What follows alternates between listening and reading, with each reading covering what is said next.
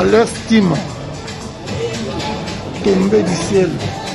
Ouais, tombé du ciel, tombé du ciel. Akoya, tombé du ciel. Akoya du ciel. Tombé du ciel, toujours fort.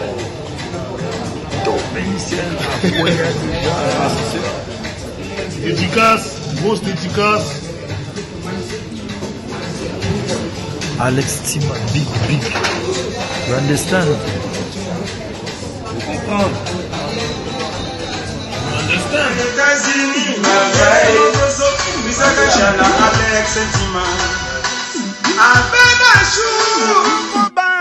Alex Sentiment. Go. Ouais, bonjour à tout le monde, bonjour à tous les fanatiques du roi de la forêt papier dans le monde. Nous sommes ici avec mon équipe technique, donc je suis avec Romain Mobotimania, Gauthier Ifala Itoko, donc ingénieur G. Hein? Nous sommes avec Xavier Moulamantima d'Alex Sentima, Jadon Voula, nous sommes là en train de faire l'expertise des matériels que nous allons acheter. Parce que bientôt là, nous allons atterrir à Chicago chez le roi de la forêt avec les grands journalistes et réalisateurs Jack Colfinger. Donc, Bana Wingé, matériel au delà la bilan aux hommes qui nous ont mis comme ça, c'est un matériel au sein de la GT pour nous quitter l'équipe technique qui nous sort. Nous avons envoyé spécial pour nous PP Kaziala, pour nous Piro Jetingani, Parti Stone événementiel. Si on a quitté l'équipe technique, pour nous avons drone, les rois de la forêt, les rois de la forêt, bana wenge information kaka mikolo eza na state awa nde toza boye toza na Baltimore, donc toza na Baltimore oka Baltimore na kati ya Washington Maryland siko toza na Baltimore na ndenge osala te po toye mpenza to découvrir ebele bamateriel ya makasi donc tozosala expertise nango Jack Colfinger esatali yango déjà yebisi biso déjà ke bamonta oyo tokobimisa mpo tosomba yango autant de quitter na Chicago, ils allaient à danser quoi. Voilà. Mais vu que Mingia Olobate, mais comme je vous disais, information Mikolo ils en États-Unis. Autant qui émission où il est qui de celle qui n'a Sankara de Punta. Sankara de Punta doit voyager déjà dès demain parce qu'il est aux mardi, elle doit voyager déjà mercredi. À Ozanakin, jeudi à Ozanakin, vendredi à du vol à Keimbalamo à Paris pour na Kota la Moine quoi. Donc voilà. Puis tu as Papi Kakol, na le roi de la volée, le roi de la forêt. Le bal y a si déjà mon pata, papa n'a exaucé, na Gladys. Donc voilà quoi.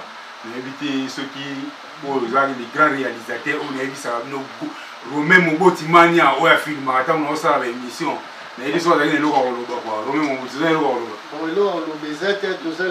dans l'ombre, de l'onde to bimi bomoni biso toroya salazala. En tout cas, ingénieur G, dans l'ombre toujours, il est un représentant valable parce que ce qu'on a Zalaki et pas le roi de la forêt, mais il est déjà Zalaki, le roi de la forêt, Zalaki n'a pas image à Kitoko Bomonaki, on a lancé qui.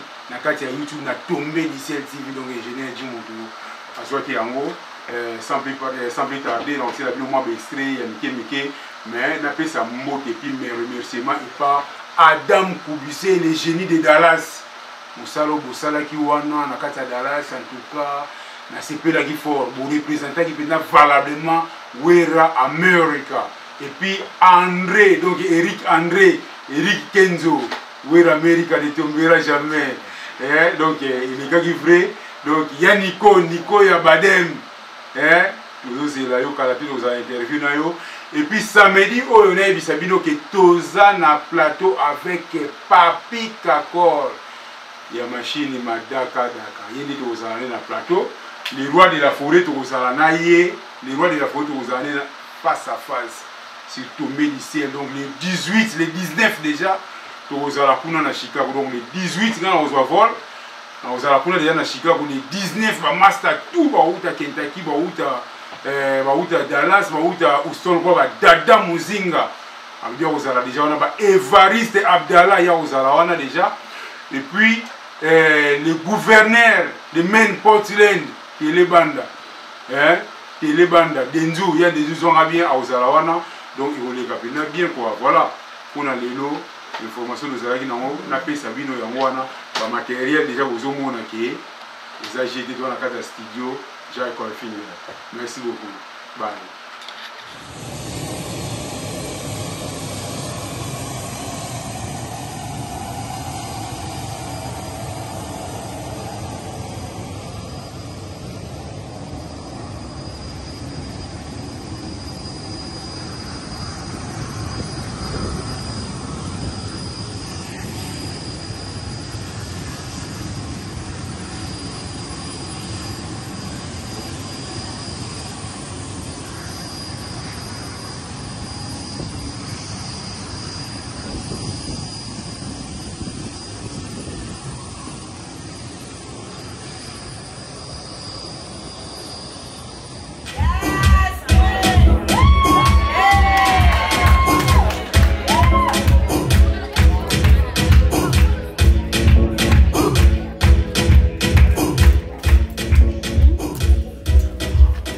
Good evening, ladies and gentlemen, honorable judges. My name is Divine Dominica. I'm 19 years old, a counselor, a French family coordinator, and a special ed teacher.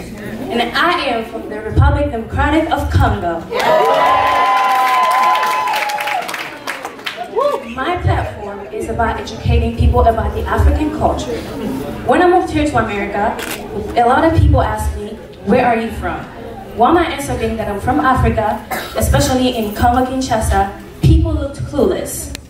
It hurts me to see that we Africans are educated about every continent in the world, but only a few knows about Africa. Yeah. As your Miss Africa finalist, I've hosted events called Being Africa, which have had people from many parts of Africa come in and advocate about their countries so people can learn our worth, that we are not more than just dance and music. As a younger generation, we are not just the future, but we are the now. And we should use all the resources provided to us. And I want to be this outlet, not only provide opportunity, but always being changed. Yeah. Thank you. Well, I was trying to check up. Wait, is this a joke? How is my phone talking to me? Siri? My pikin don't lost it. Child, you have forgotten your roots. You give Beyonce all this praise. Where do you think she got her newfound style from? Africa. Yeah, this is a weird app. Hey Siri, play Deja Vu by Beyonce, the Homecoming album. Alex Ntima Tombé du ciel TV, Talara Tombé du ciel. Le Tombé du ciel. Et où tu es likolo et Kitty. Talara lo on se uta likolo Kitty. Donc Zambé mtatine de biso chaîne yo. Alex Ntima continue à ndengwana parce que nanenga mabete o gagner ba onda na santé. Santé nous l'accès intellectuel. Atambo le beto zo aucune de classe. Et l'accès déjà que non deux fois Alex Ntima. Talara l'homme de dollars, soit Kabita Belindeng et combattre la malaria. Pourquoi j'ai journée à la capitale? Alex Ntima, chaîne yo tombé du ciel et qu'il y a des bossos, ils ont toujours. Et puis tu as vu qu'il y a tout ça, le téléphone, le iPhone 12, faisons ça. Pour avoir des images, ils ont la souki toko makasi. En tout cas, Alex Ntima, pour police équipe, pour ne fonder pas mère. Merci beaucoup, merci.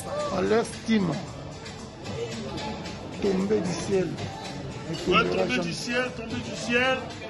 Akoya, tombé du ciel. Tombé du ciel, toujours fort. Tombé du ciel, Akoya déjà. Efficace, grosse dédicace. Alex Ntima, big.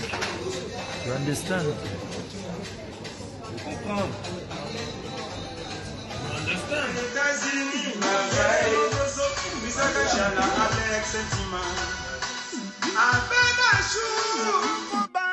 Alex Ntima.